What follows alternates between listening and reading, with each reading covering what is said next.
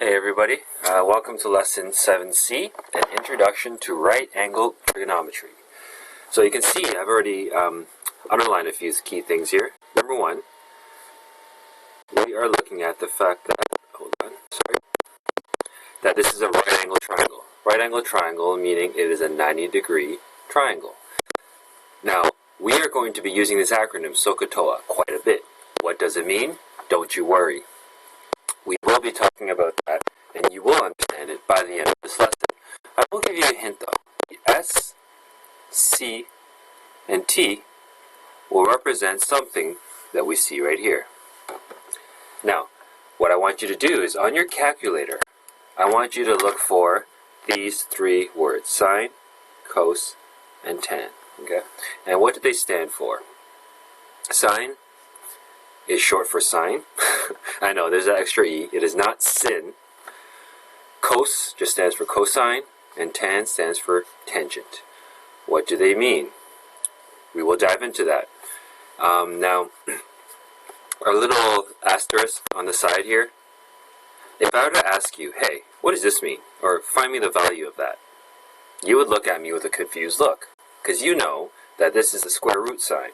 And on its own, it means nothing. I need a number in here for it to mean something. So let's say square root of 25. That would equal to 5. Okay. Same idea here with these ratios. If I were to just ask you, hey, what is cos? You would give me the same confused look. You should give me the same confused face as if I were to ask you, hey, what's this? What's this? What does it equal to? So again, cos on its own, sine on its own, tan on its own mean nothing. I need an angle there, some kind of value.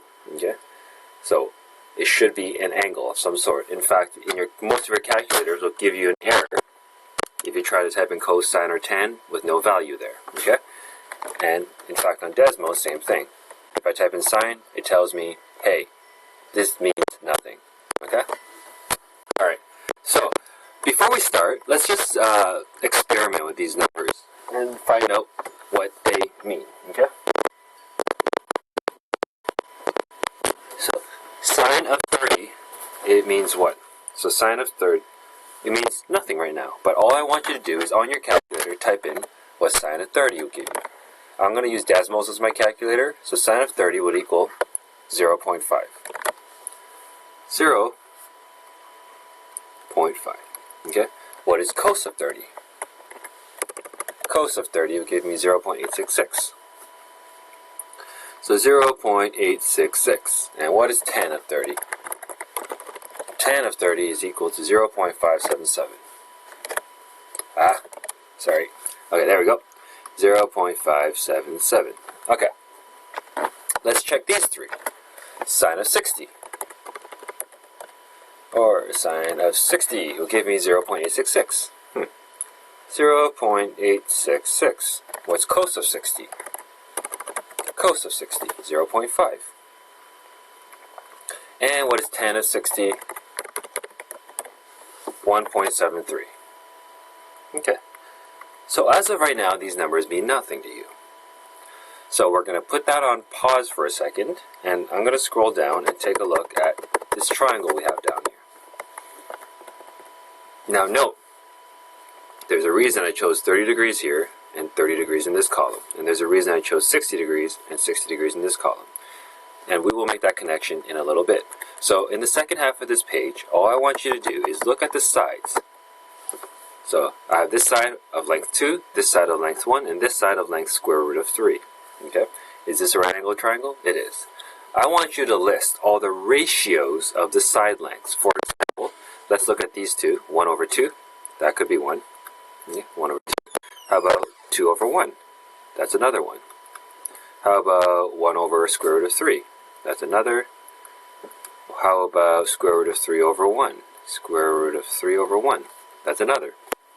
How about, 2 over square root of 3. 2 over square root of 3. How about square root of 3 over 2? Square root of 3 over 2. Is there any other ones I missed? 1 over 2, 1 over square root of 3. Square root of 3. I'm just looking at all the possible combinations. Okay, I think that's it. Now, I want you to calculate these. Well, what's 1 divided by 2? That's 0.5. 2 divided by 1, that's just 2. What is 1 divided by square root of 3? 1 divided by square root of 3. That's 0.577. What's square root of 3 divided by 1? Well, that's just whatever square root of 3 is, and that's 1.73.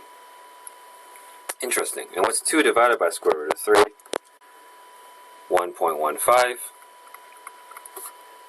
And what is square root of 3 divided by 2? Square root of 3 divided by 2 is 0.866. Now, I'm sure at this point you would have realized, hey, I wonder if there's a connection between the ratio of the sides and the corresponding angles. Okay? So, if I looked at, let's take a look at sine 30 equals 0.5. Do I have a 0.5 anywhere? I do. There's a 0.5. How did I get the 0.5? Well, I got 0.5. How did I get 0.5? 1 over 2.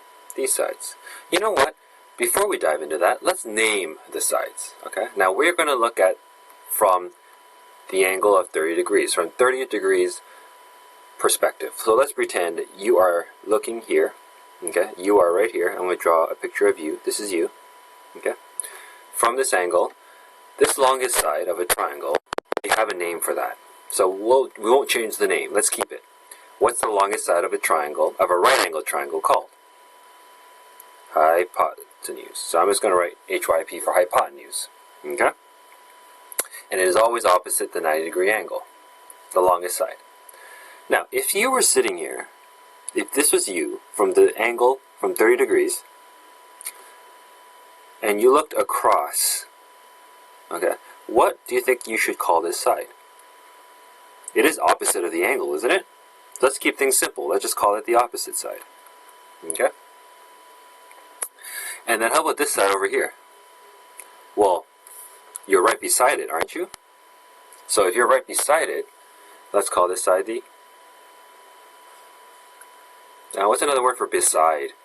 How about, let's use adjacent. Adjacent just means beside, right? So if you are here, this is the side that's beside you, this is the side that's opposite you, and this is called the hypotenuse.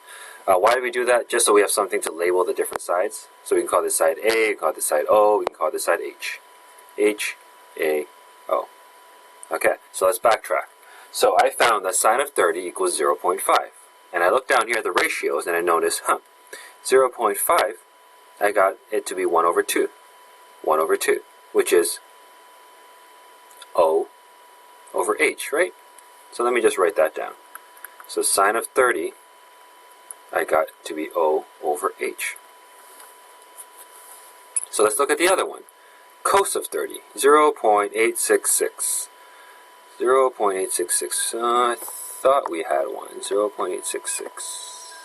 Ah, there it is. Cos of 30. Cos of 30. 0.866. There. How did I get that? Square root of 3 over 2. Square root of 3 was my A side over 2. What's 2? Oh, my hypotenuse. I'm going to put this as A over H. And last but not least, I had tan of 30. Okay. So tan of 30. Well, let's scroll back up. I forgot what I got for tan of 30. Well, tan of 30, I got 0.577. So let's scroll down. 0.577. Where did I get that? Oh, there it is. 0.577. Okay. So, 1 over square root of 3. Well, where's 1? 1 is the opposite side, so it's O, over the adjacent side, over square root of 3, which is my adjacent side. Okay, I wonder if these ratios will always hold true. Well, let's check the other side then. Let's pretend I take that, and I'm going to, let's erase you. I don't know what's happening here. Okay, and then I'm going to move you down here. Okay. Now, if you're looking from this angle, from 60 degrees, instead of 30 now, then the hypotenuse is still going to remain the hypotenuse. That's not going to change. Okay. But since you're here, if you look across, this side's no longer adjacent, is it? It's now your. If you were sitting here and you looked across, wouldn't this now become your opposite side? It would. So now that means this side here is not the opposite from the perspective of the 60-degree angle. In fact, this side is now going to be your adjacent side. Okay? Because you are now looking from the perspective of the 60-degree angle. So let's do the same thing we did on this side. So we had sine of 60. So let's use a different color. Let's go with green. So this side we had sine of 60 equals 0.866. So sine of 60 equals 0.866. Where did I get 0.866 again? Down here. Okay. And how did I get 0.866? Well, it's the square root of 3 over 2. Square root of 3 over 2. So from this perspective, it's going to be square root of 3, which is this side, over 2, which is on this side. So wouldn't that be O, square root of 3, over 2, over H, which is 2. Now let's look at cos of 60 then. Well, what did I get for cos of 60? Cos of 60, I got it to be 0.5. So which one was 0.5?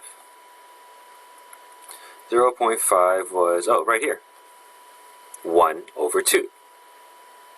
So from here, 1 would be now my adjacent side, 1, so A, over 2. Where's 2? Oh, hypotenuse, there we go. Okay, and last but not least, tan. So tan of 60, what did I get there? I got 1.73. So 1.73, which value was 1.73? There, this one. Okay, 1.73. That means that is square root of 3 over 1. Square root of 3 over 1. Square root of 3 would be my O side, O, over 1, A. What do we notice? Sine of 30 equals O over H. Sine of 60 equals O over H. Cos of 30 equals A over H. Cos of 60 equals A over H. Tan of 30 equals O over A. Tan of 60 equals O over A. So, for those keen eyes, you would have noticed. Remember this acronym we started with? SOH? Well, so, S-O-H, S-O-H, C-A-H, and T-O-A. T-O-A.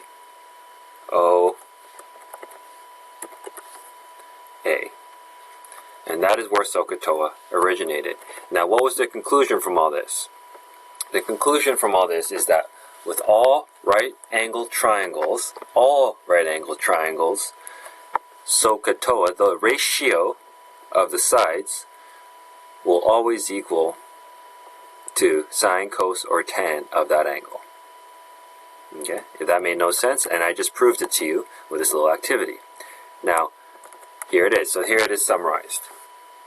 Sine of theta, theta just means it's an unknown angle, and is pronounced theta. Okay. So sine of any angle would equal the opposite side divided by the hypotenuse. So here's our SOH. Opposite over hypotenuse. Cos of any angle will equal to always the adjacent over the hypotenuse. And tan of any angle would always equal to the opposite over the adjacent. Now remember that little guy I moved from here to here? Depending on which angle you're looking at, the opposite and adjacent side will change, right? The hypotenuse will never change. It's always just the longest side. So let's put this in action. And here's a little diagram to kind of help you. So if this was the angle I'm looking at, so notice how hypotenuse stays the same. It's always just the biggest side, and it's typically opposite the 90-degree angle. And then the other two sides, if we're talking about this angle here, opposite would be the furthest away, which means whatever's left must be our adjacent. Okay? So let's put this in good use. Find the missing side using SOH. I'm going to look at this triangle. First off, is it a right angle? Yes, it is. Then I can use SOH. If it's not a right angle triangle, I cannot. So I'm looking at this and I'm going to label my sides first. I notice that's 90 degrees. Opposite of that will be my hypotenuse. I'm going to label that H.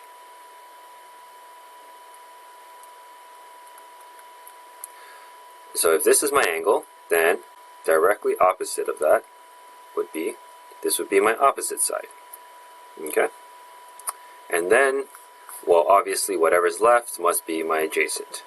Okay? Now, I need to ask myself, well, do I choose sine, cos, or tan? Sine, cos, or tan? Well, before I choose, I had to ask myself, okay, this is my angle. Which side am I trying to find? I'm trying to find this side. I'm trying to find x, right? So I need one that has O in it. So if I scroll up, which one of these ratios, sine, cos, or tan, has an O in it? Sine or tan? Okay? Sine or tan. So which means I'm going to choose either sine or tan.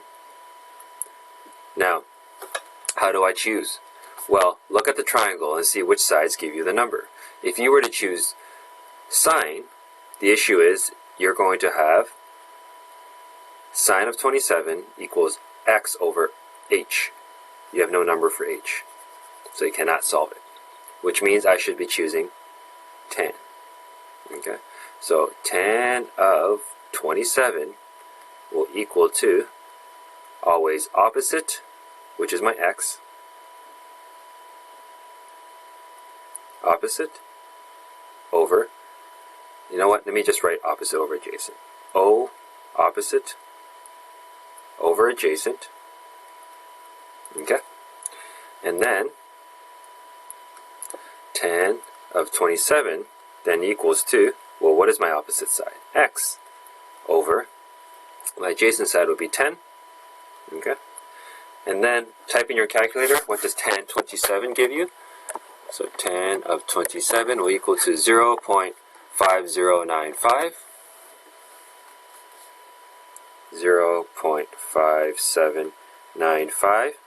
Now, as we get better at this, I would prefer if you left it at 1027, but this is just to help you understand. 5795 equals x over 10, and now to solve for x, just multiply both sides by 10, which means I have 10 times 0.5795 equals x, and then x just equals to 5.795. And I'm done. Okay? So the hardest part about this is just finding which one to use, either sine, cos, or tan. SOH. I'm going to try this one for you. So if I start here, I'm going to have